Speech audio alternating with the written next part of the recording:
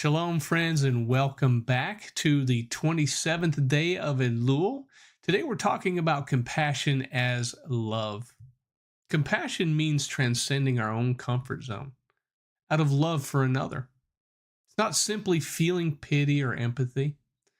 True compassion is active, self-giving love. The sages teach that compassion is love in its purest sense. Love that costs us something, because it requires stepping outside ourselves for the sake of another. We see this modeled in the life of Abraham in Genesis 18. Shortly after his circumcision, as Abraham sat recuperating in the groves of Mamre, God himself appeared to him, and yet while communing with the divine, Abraham noticed three nomads approaching in the distance. Without hesitation, without so much as an "excuse me" to God, Abraham ran to greet them, bowing low to the ground, and offered them food, water, and rest. From this seemingly strange incident, the Talmud derives a striking lesson. It says, welcoming guests is greater than welcoming the divine presence in Shabbat 127a. The rabbis did not debate whether Abraham's choice was correct because it was clear. Abraham understood instinctively that to serve others is itself an encounter with God. But how did Abraham know this? How did he know he would not offend God by leaving his presence? Abraham knew because he was holy, meaning he lived not for himself, but for God and others. Selfishly, he could have lingered in conversation with the Creator, asking questions of heaven. Yet a holy person does not cling to what is good for himself. He pursues what is good for the world. And turning to welcome the travelers, Abraham was not turning away from God. He was ascending to a higher revelation of God, a level defined by selflessness, expressed in compassionate love. Rabbi Samson Raphael Hirsch explains that Abraham's greatness was not in mystical visions, but in practical deeds of kindness. The test of faith, writes Hirsch, is whether it leads us to love, protect, and elevate our fellow human beings. In Abraham's case, love for God and love for people were indistinguishable. The Midrash expands, more than Abraham received the divine presence was revealed in his acts of hospitality. In other words, God's presence was magnified precisely when Abraham cared for others. This truth carries a powerful message for us. To love God is to love others. Rabbi Akiva famously taught, "You shall love your neighbor as yourself," quoting Leviticus 19:18. He said, "It is the greatest principle of the Torah." The New Testament echoes this directly when asked about the greatest commandment. Yeshua declared, "You shall love the Lord your God with all your heart, soul, and mind," and the second is just like it. "You shall love your neighbor as yourself." On these two commandments hang all the Torah and the prophets. You see, Yeshua made it very clear, loving God and loving people on the same level. Notice that Yeshua does not separate love of God and love of neighbor. They are bound together as one. To claim love for God without love for others is a contradiction. As the Apostle John later wrote, "Whoever does not love their brother whom they have seen cannot love God whom they have not seen," in 1 John 4. Compassion, then, is not sentimental. It is covenantal. It is not optional, but essential. It is the visible fruit of invisible love for God. Consider how the rabbis describe God himself. In the Talmud, in Sotah 14a, we are told, "Just as he clothes the naked, visits the sick, comforts mourners, and buries the dead, so you too must do." This passage roots compassion in imitation of God. To walk in his ways is to act with mercy and love toward others. The Zohar, the classic text of Jewish mysticism, deepens this idea. It teaches that chesed, loving kindness, is the very foundation of creation.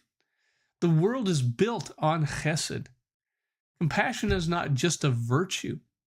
It is the glue of existence, the force that sustains the cosmos.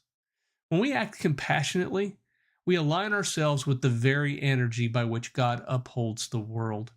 Modern Jewish thinkers echo this. As we often quote Rabbi Jonathan Sacks of blessed memory, he wrote, "Love is not just an emotion. but a covenantal act. Compassion is love translated into deed. It is God's way of teaching us to see His image in the face of the stranger. And so compassion is not simply about helping others. It transforms us. In Abraham's case, he reached a higher revelation of God. In our case, every time we extend love, we step into a deeper fellowship with God. Yeshua's parable of the Good Samaritan we talked about yesterday. It powerfully illustrates this truth. The question posed was, who is my neighbor? Yeshua responds not with theory, but with a story of costly compassion. A man beaten and left for dead, ignored by the religious, but rescued by one who was despised. The Samaritan did not merely feel pity, he acted sacrificially. Yeshua concluded, "Go and do likewise." This is compassion as love. It demands action, sacrifice, and seeing God's image in the other. What holds us back from this kind of compassion? Often, it is fear, selfishness, or even inconvenience. Yet Abraham teaches us that true holiness means transcending our own comfort zone for the good of another. The sages affirm that in every act of compassion, the Shekhinah, the divine presence, rests upon us. Beloved, we live in a world torn by division, loneliness, and suffering. The call of Scripture from Genesis to Revelation is clear: to reveal God's love through our compassion. And so today, let us remember, when we love God, we will love others more.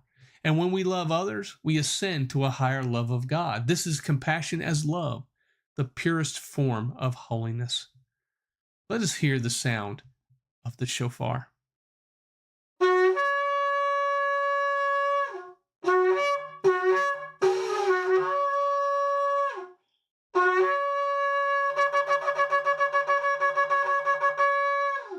Therefore, let us go forth committed to embodying compassion, not as a fleeting emotion, but as a covenantal calling.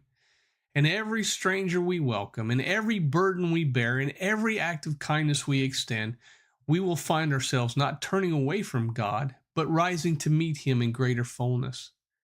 Compassion as love is the true mark of God's people and the pathway to His presence. Thank you for joining me.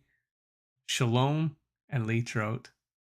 The New Testament wasn't written in a vacuum, yet for generations it's been read without its original context, stripped from its Jewish roots, reframed through foreign lenses, misinterpreted again and again. But what if the problem isn't the text?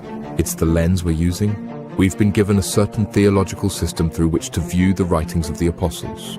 Is this system free from biases and agendas? Have certain ideas and practices crept in unnoticed by readers of the New Testament 2,000 years later? What if I told you that all of that is changing? What if I told you that the New Testament is being restored to its original foundation? What if I told you that Gentiles are returning to the source of their faith rooted in the Torah? This book brings the New Testament back to life. Through Jewish interpretation, you'll see Paul differently. Yeshua's teachings make more sense, and prophecy connects like never before. The Hijacked Covenant. Get your copy now.